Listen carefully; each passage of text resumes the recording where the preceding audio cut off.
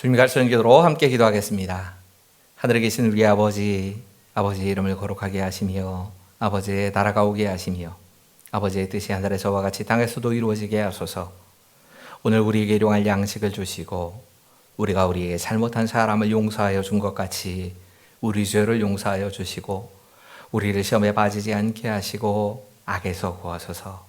나라와 권능과 영광이 영원히 아버지의 것입니다. 아멘.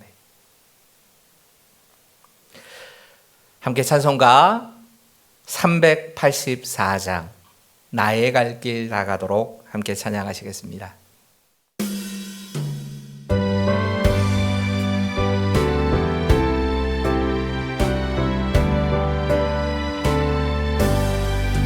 나의 갈 길 나가도록 예수 인도하시니 내 주 안에 있는 긍휼 어찌 의심하리요. 믿음으로 사는 자는 하늘 위로 받겠네. 무슨 일을 만나든지 만사형통하리라. 무슨 일을 만나든지 만사형통하리라. 나의 갈 길 나가도록 예수 인도하시니 어려운 일 당한 때도 족한 은혜 주시네. 나는 심히 고단하고 영혼 매우 가라나 나의 앞에 반석에서 샘물 나게 하시네. 나의 앞에 반석에서 샘물 나게 하시네.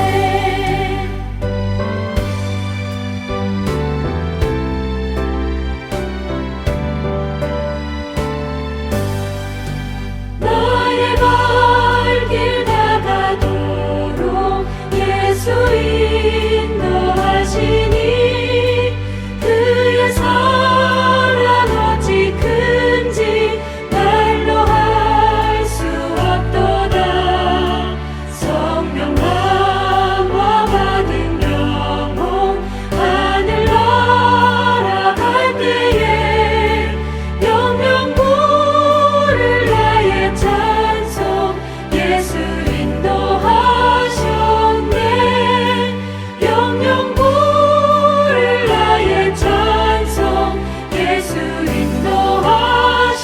인도하셨네. 아멘.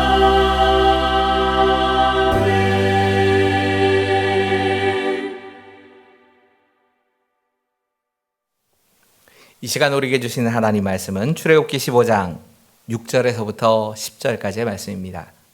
한 절씩 교독하시고 마지막 절 10절은 우리 함께 합독하도록 하겠습니다. 제가 먼저 읽습니다. 여호와여 주의 오른손이 권능으로 영광을 나타내시니이다. 여호와여 주의 오른손이 원수를 부수시니이다. 주께서 주의 큰 위엄으로 주를 거스르는 자를 덮으시니이다. 주께서 진노를 바라시니 그 진노가 그들을 지푸라기 같이 사르니이다. 주의 콧김이 물이 쌓이되 파도가 언덕같이 일어서고 큰 물이 바다 가운데 엉기니이다. 원수가 말하기를 내가 뒤쫓아 따라잡아 탈취물을 나누리라. 내가 그들로 말미암아 내 욕망을 채우리라. 내가 내 칼을 빼리니 내 손이 그들을 멸하리라 하였으나. 함께 읽겠습니다. 주께서 바람을 일으키심에 바다가 그들을 덮으니 그들이 거센 물에 납같이 잠겼나이다. 아멘. 오늘 보면 6절서부터의 말씀은 모세의 노래, 이 모세의 구원의 노래의 본론에 해당되는 이야기입니다. 그리고 특별히 이 7절부터 10절까지는 하나님께서 구원을 이루시기 위해서 구체적으로 어떤 일을 하셨는가에 대한 고백을 모세가 고백하고 있습니다. 가만히 묵상을 해보면 모세가 지금 하나님의 심판에 대해서 찬양하고 있다 하던 사실을 알 수 있습니다. 제가 이런 생각이 이 모세의 노래를 묵상하면서 들었다고 말씀드렸죠. 이게 시가 맞을까? 왜 제가 시처럼 못 느꼈을까를 가만히 생각을 해봤습니다. 여러분, 사람이 부르는 시라고 하는 건 자신들의 감정을 순화시키고 또 정서적으로는 만족하게 하기 위해서 쓰여진 게 시입니다. 그런데 주제가 누군가가 심판을 받았다고 하는 내용이 그걸 가지고 시를 쓸 수 있을까 하는 생각 때문에 이 모세의 노래가 시처럼 잘 안 들리는 겁니다. 그런데 가만히 묵상을 하면서 보니까 지금 모세가 이렇게 심판에 대해서 노래할 수 있는 이 진짜 이유는 그 심판의 건너편에 하나님을 의지하는 사람들은 구원을 받았다는 사실을 자기가 그걸 체험하고 나니까 이 한편으로 생각하면 애굽 사람들을 향한 심판이긴 하지만 동시에 이것이 구원이라고 하는 사실을 생각하면서 그 하나님이 하신 일을 노래로 부를 수밖에 없는 겁니다. 하나님 찬양할 수밖에 없는 상황이 된 겁니다. 이게 우리의 삶에도 종종 일어나는 일이지요. 내가 당한 일이 너무 엄청난 어려움처럼만 느껴집니다. 그래서 이 어려움 때문에 진짜 내가 헤어나올 수 없고 고통스러운 건 사실입니다. 안 고통스러운 게 아니었습니다. 지금도 그 고통 때문에 헤어나올 수가 없습니다. 그런데 시간이 지나놓고 생각을 해보니까 그 어려움이 없었으면 나한테 어떤 일이 있었을까? 그 어려움 때문에 내가 이런 것을 얻게 되었구나 고백할 때가 있습니다. 특별히 신앙인들은 이 어려움을 당해서 그 어려움을 통하여서 하나님이 살아계시는구나 하는 걸 깨닫게 될 때가 있습니다. 내가 그 어려움을 당해서 기도했고 그래서 내 믿음이 이만큼 성장했구나 하는 것을 고백할 때가 있습니다. 괴롭기만 한 것이 아니었습니다.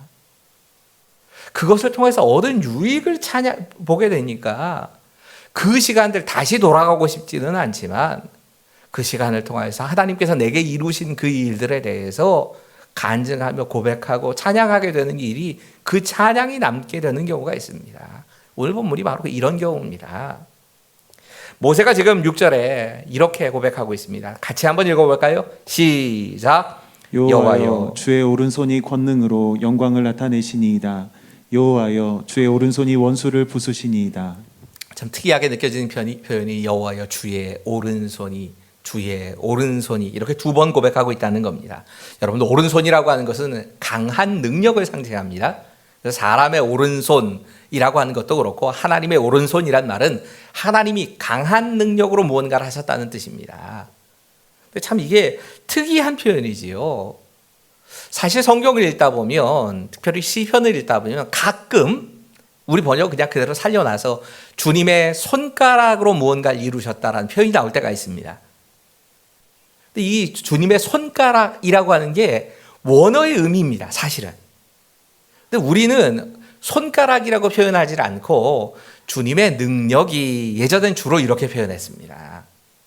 왜 그렇게 번역을 했는가를 번역하신 분들이 쓰신 글을 읽다 보니까 원어는 손가락이 맞는데 왜 그렇게 번역했냐면 한국 사람들이 이 예의 범절을 예전에 이 생각 안에는 높은 분에 대해서 손가락이라고 표현을 하는 것 자체가 굉장히 무례한 것이라고 생각하던 생각이 있었답니다. 그래서 굳이 주님의 손가락이 이렇게 하셨습니다 라고 할 부분을 주님의 능력이 이렇게 나타났습니다 이러고 번역을 주로 했다는 겁니다. 근데 생각해보면 손가락이라고 하는 표현이 훨씬 더 우리에게 와닿습니다.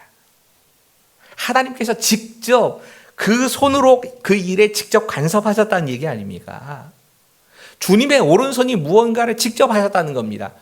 두 번 말하지요. 주님의 손가락으로 이루신 일이 하나는 영광을 나타내셨다고 말씀하고 뒷부분은 이렇게 얘기합니다. 원수를 부수셨습니다.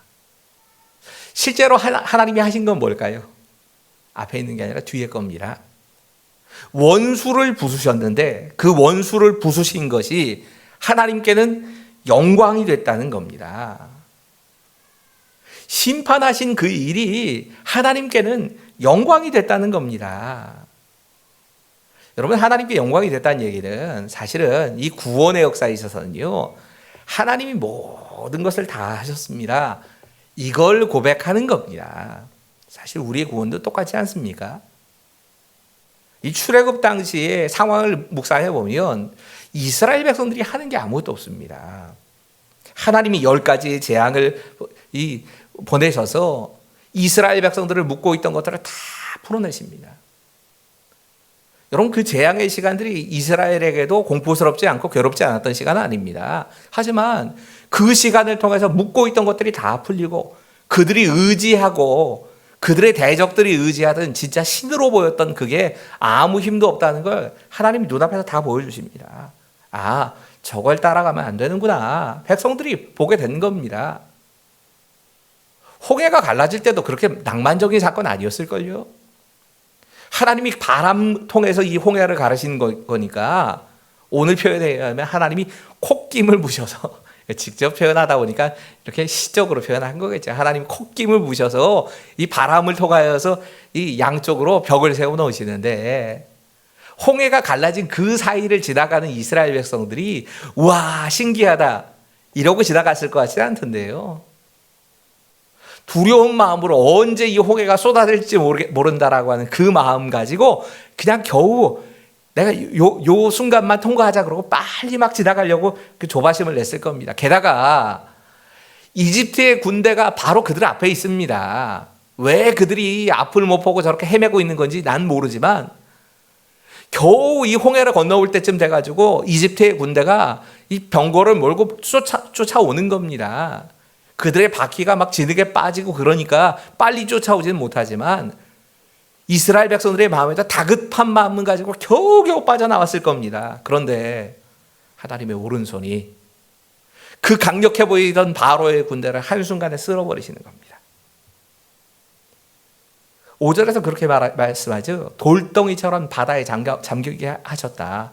오늘 조금 더 특이한 표현이 나옵니다. 10절입니다. 주께서 바람을 일으키심에 바다가 그들을 덮으니 그들이 거센 물에 납같이 잠겼나이다. 하나님이 바람을 다시 부셔가지고 바다를 닫아버리시는데 거센 물에 납처럼 잠겼답니다.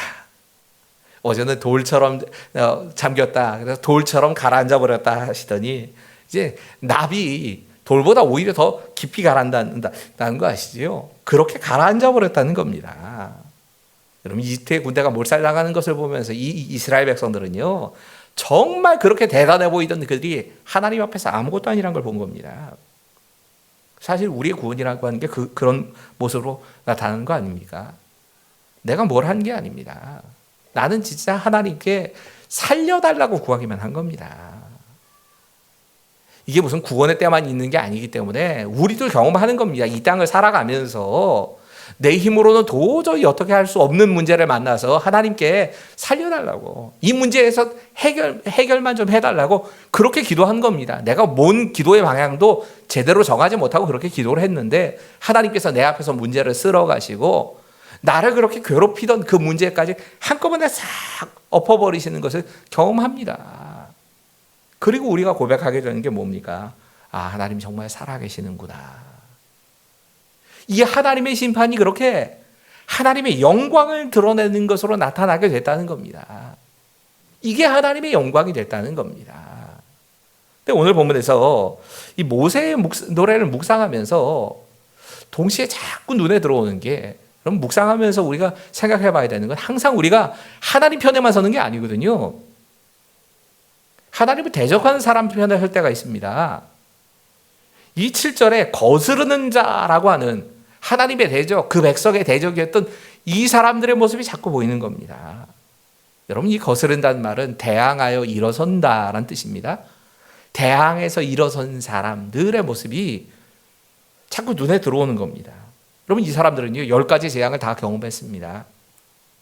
그리고 그 재앙 때문에 하나님께 손 들었습니다. 항복했습니다. 그랬으면 안 쫓아와야지요. 하나님께 다 손을 들어놓고도 이스라엘 백성들이 광야에 갇혔다. 우리한테 기회가 왔다 생각하니까 군대를 몰아가지고 쫓아온 거 아닙니까? 9절에 이들이 이렇게 쫓아왔다고 얘기를 합니다. 우리 9절의 말씀 함께 읽어보죠. 시작.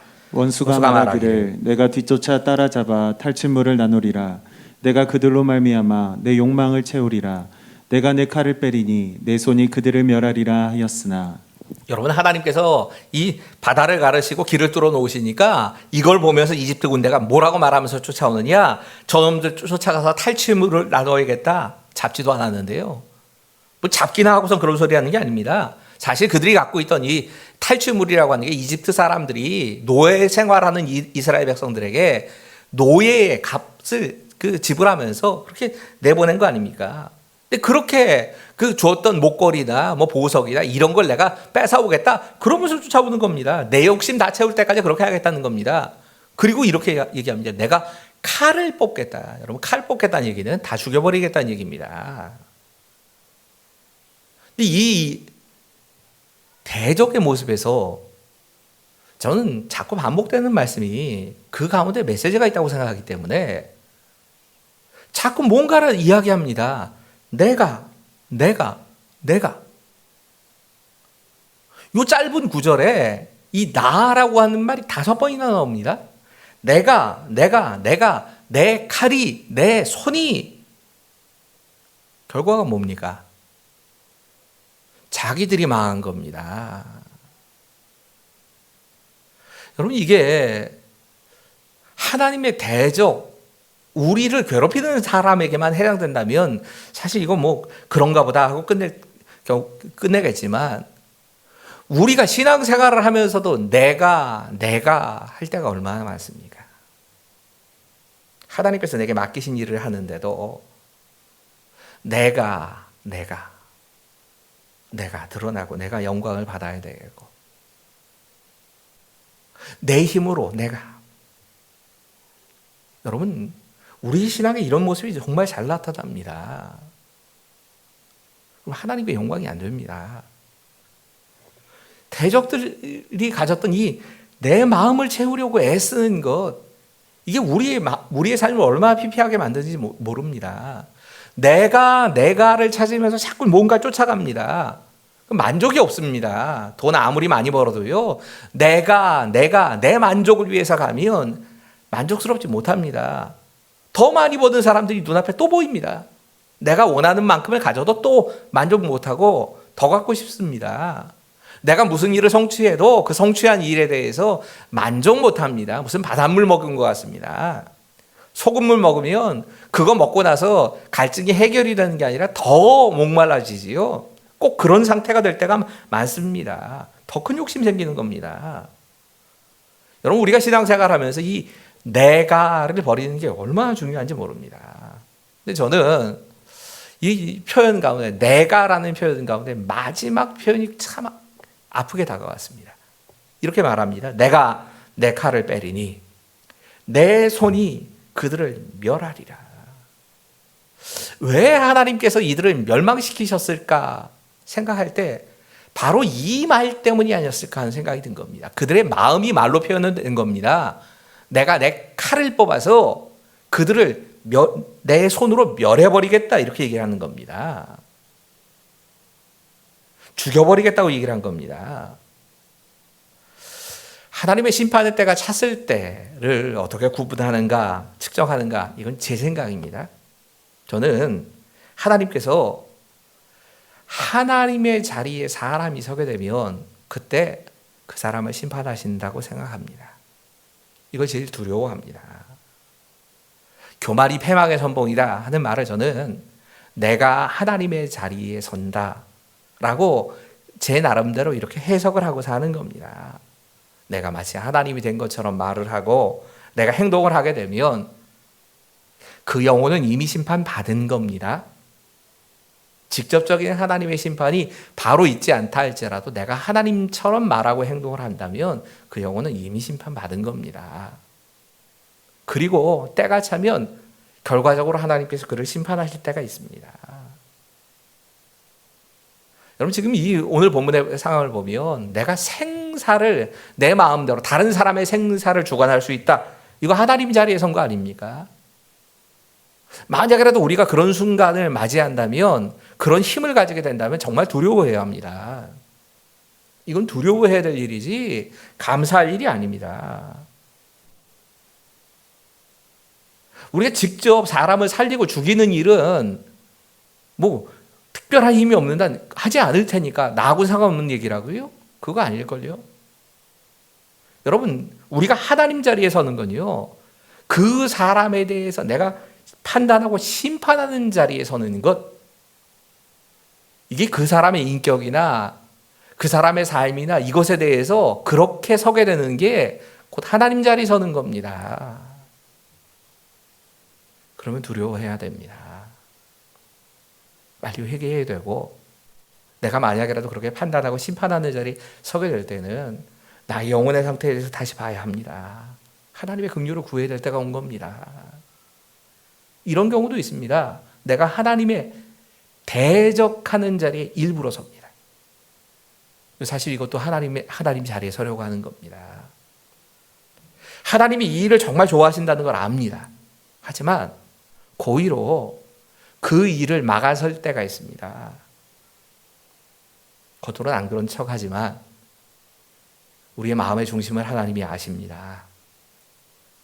그렇게 서게 될 때에 우리는 하나님의 자리에 서게 되는 겁니다.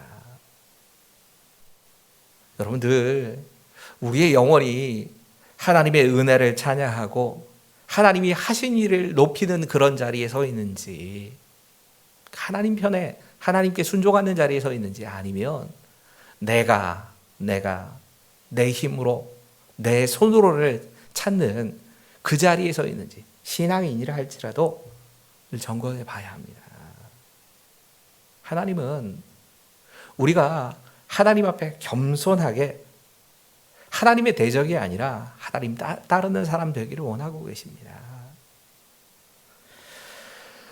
기도하실 텐데요, 우리 오늘은 8월 13일과 14일에 예정되어 있는 유치부와 유년부가 동시에 여러분 사역을 준비하고 있습니다. 13, 14일 그때까지 이 비대면이 풀리게 될 수 있을지 모르겠습니다. 아직 잘 모르겠지만 이 짧은 시간이라도 우리 좀 같이 기도하면서 함께 협력했으면 합니다. 한 달 정도의 시간이 남았는데, 기도의 제목은 진짜 그 모든 사역이 하나님께 영광이 되기를 위해서, 그래서 하나님의 손이 인도하시고 하나님이 간섭하시는 시간이 되기를 위해서 함께 좀 기도해 주십시오. 그리고 대적을 막아주셨던 그 하나님께서 그 손으로 이 시간에 참여하는 모든 이들을 안전하게 지켜주시기를 위해서, 그것이 교사가 되었건 교역자가 되었건 아니면 이 어린이들이 되었건 그 체험을 하면서 하나님의 살아계심을 눈으로 볼 수 있기를 위해서, 여러분 유치부와 유년부의 여름 사역을 위해서 사실 이 두 부서가 거의 같이 움직입니다. 같이 서로 사역을 하게 되는데 그걸 위해서 좀 기도해 주시고요. 또 준비하는 교사와 교역자들, 또 참여하는 아이들, 가정을 위해서 우리 좀 같이 기도하겠습니다. 준비 과정에 지치지 않기를 위해서, 하나님의 은혜를 경험할 수 있기를 위해서 우리 함께 기도로 함께 동역하도록 하죠. 함께 기도하겠습니다. 아버지 하나님, 8월 13일과 14일에 있는 우리 유치부와 유년부의 여름 사역을 위해서 기도합니다. 하나님께서 이 모든 사역을 통해서 하나님의 영광이 드러날 수 있도록 주님 도와주시옵소서. 하나님, 우리가 우리의 계획과 우리의 손으로 준비하는 것이 아니라 하나님의 손이 인도하시는 것을 경험하는 시간이 될 수 있도록 도와주시옵소서.